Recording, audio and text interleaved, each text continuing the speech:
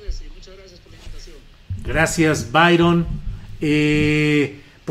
Preguntándonos qué es lo que sucede con mexicanos migrantes que están en Canadá, y hemos recibido reportes de que hay problemas de salud, riesgo de contagio, problemas con estos paisanos nuestros. ¿Qué es lo que está sucediendo, Byron? Sí, Julio, gracias por la invitación a estar con el programa de hoy. Así es. En Canadá normalmente vienen miles y miles, aproximadamente 74,000 trabajadores temporales que vienen de México, de Centroamérica y de las islas del Caribe, también así como de Asia. Bueno, un buen porcentaje de ellos son de México también, ¿no? Por contrato, ¿verdad? ¿Perdón? Por contrato, es decir, no indocumentados, sino por contrato formal.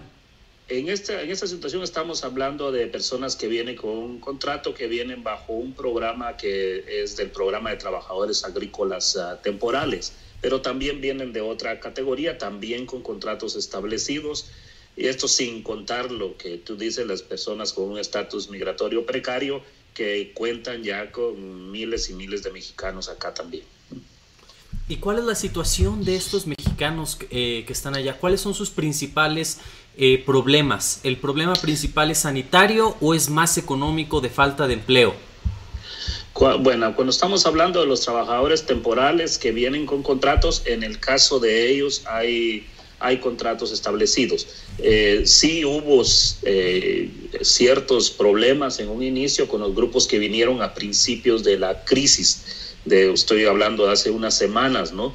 Cuando todavía el gobierno canadiense no tenía una guía para cómo guiarse en torno a la salud y la protección de los trabajadores que venían en forma temporal.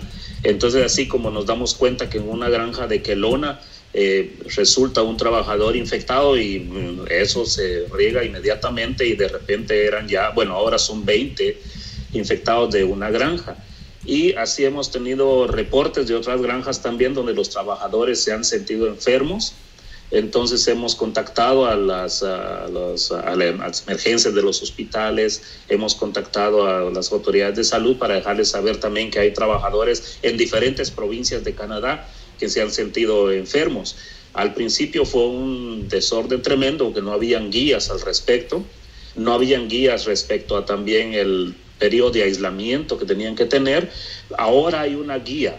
Estamos pidiendo al gobierno que haga mandatoria la regulación, porque al momento es una guía, entonces esa guía estaba demasiado suelta y tenía muchos problemas porque decía que los trabajadores agrícolas que venían de México tenían que estar 14 días en aislamiento y que era el empleador que tenía que proveer las condiciones para el aislamiento.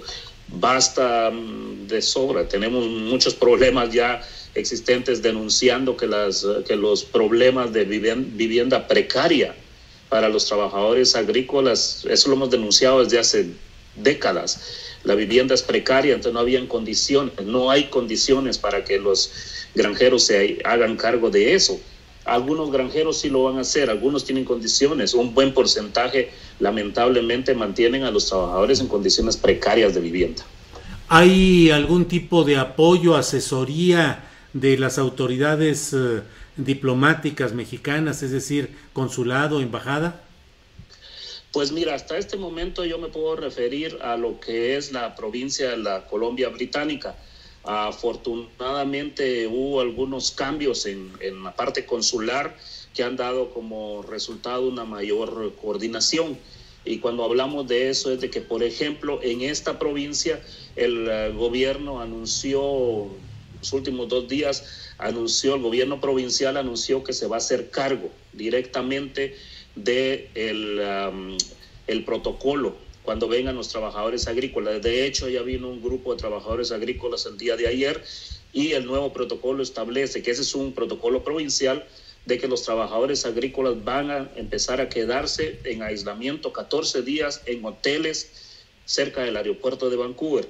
Esos hoteles van a estar bien atendidos, los trabajadores van a tener acceso a alimentos. Las autoridades de salud se comunicaron ayer con el Consulado de México y se conectaron con nosotros también. Entonces hay un plan inicial y ese plan inicial establece el seguimiento adecuado si hay síntomas, establece también el poder proveer alimentos a los trabajadores que van a venir por cientos o por miles también. Y nosotros pensamos de que por el momento esto es como un reconocimiento tácito del problema de la vivienda precaria y que los empleadores no pueden proveer eso porque históricamente no han proveído esas condiciones, y entonces teníamos mucha preocupación por los trabajadores. Afortunadamente en esta provincia lo vamos a encarar de esta forma. Desafortunadamente eso no se está dando en todas las provincias. En muchas provincias todavía va a quedar bajo la responsabilidad de los empleadores y tenemos mucha pena de que no se cumpla esa guía. Bien, ¿y los trabajadores en sí están organizándose? ¿Hay algún tipo de protesta o señalamiento público o aguantando vara porque no les toca, no les queda de otra?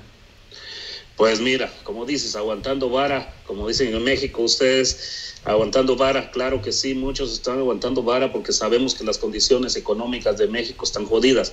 Más sin embargo, sí, el día de hoy tuvimos una conferencia de prensa con la Red de Derechos Migrantes, con un panel bien diverso de migrantes, que incluía migrantes agrícolas, que incluía también migrantes indocumentados de México que están aquí en Canadá y migrantes de otros países también. Fue muy bueno tener esa conferencia de prensa donde ya en forma organizada estamos diciendo a nivel nacional, estamos diciendo al gobierno canadiense que es importante que no deje fuera de las ayudas a los migrantes agrícolas, a los migrantes indocumentados.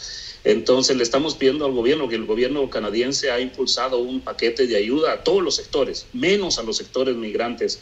Y entonces le estamos diciendo, es tiempo que cumpla con esta población. Es 500,000 de migrantes con un estatus precario, y en estatus precario involucramos también a los trabajadores agrícolas que tienen un estatus precario aquí porque no tienen una residencia, no se cumplen sus derechos laborales. Entonces hemos dicho, es tiempo de que también ese paquete de ayuda llegue. ¿Por qué ese paquete de ayuda? Porque tenemos miles de mexicanos que no podrán venir este año porque hay un atraso enorme en el programa para que vengan a trabajar acá. Estamos previendo que va a ser un porcentaje muy alto que ya tienen contratos firmados para venir, mas sin embargo con todo este problema de la crisis no van a poder venir. ¿Quién los va a compensar a ellos cuando ellos ya tenían un contrato para venir a trabajar en las fincas de acá? Y eso mismo provocando problema en cuanto a siembra y cosecha y eventual desabasto en los mercados canadienses, Byron. Definitivamente, es un problema enorme en la seguridad alimentaria de las ciudades de aquí de Canadá, cuando ahora se está dependiendo más de casi un 70% que se depende de los productos que vienen de California, y un porcentaje, el resto del porcentaje de los productos de los trabajadores agrícolas aquí en Canadá. Entonces, sin trabajadores agrícolas en Canadá, ya estamos viendo las repercusiones. La leche está siendo tirada al desagüe, las frutas y verduras tiradas, nadie las está recolectando. California también está en una crisis enorme. Entonces, acá, si no se toman las medidas necesarias, si no se trata de resolver ese problema inmediatamente, va a haber un problema enorme también en la alimentación de acá. Y querido Byron, desde la otra visión, desde los canadienses, y para tanto de los canadienses como de los migrantes mexicanos, ¿no es mejor que se elimine este tipo de apoyo? Porque si este apoyo le llegase a costar $100 millones o 500 millones de dólares al canadiense de a pie, al canadiense que está pagando este dinero, pues probablemente el canadiense vaya a decir, pues ¿sabe qué? Mejor no hay que traer más migrantes y que simplemente los locales, el canadiense blanco, el canadiense negro, el canadiense de la India, el canadiense que viene de Europa del Este, pues ellos que hagan el trabajo local, porque es muy caro este llamado apoyo o redistribución de local hacia el foráneo. O sea, Sí, te entiendo. No va a ser al revés, no nos va a pegar.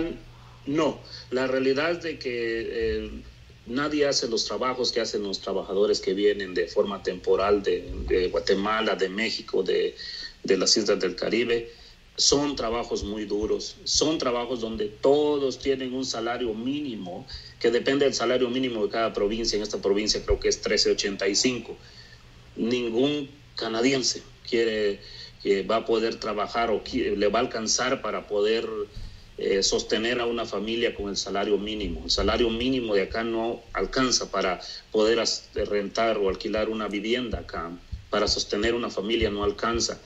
Entonces, ante esto, los 50 millones que está dando el gobierno canadiense se los está dando a los empleadores para poder traer trabajadores agrícolas este año, previendo de que, a pesar de que, por ejemplo, el primer ministro anunció de que la autorización a estudiantes internacionales, a todos, para que pudieran trabajar en los campos, ahí se estarán esperando, porque nadie va a hacer ese trabajo duro. Muy bien. Pues muchas gracias, Byron, muchas gracias por esta oportunidad de asomarnos a una realidad que con frecuencia acá en México no tenemos completa. Tenemos la visión muy centrada en lo que pasa en los migrantes, en los compatriotas mexicanos en Estados Unidos, pero nos has ayudado a tener clara la situación. Byron Cruz, miembro de Sanctuary Health, una organización por los derechos de migrantes en Vancouver, Canadá. Pues muchas gracias, Byron. Gracias, Julio. Hasta la victoria siempre. Gracias. Hasta la victoria. Hasta la victoria. Y la legalización. Y la legalización. Bien.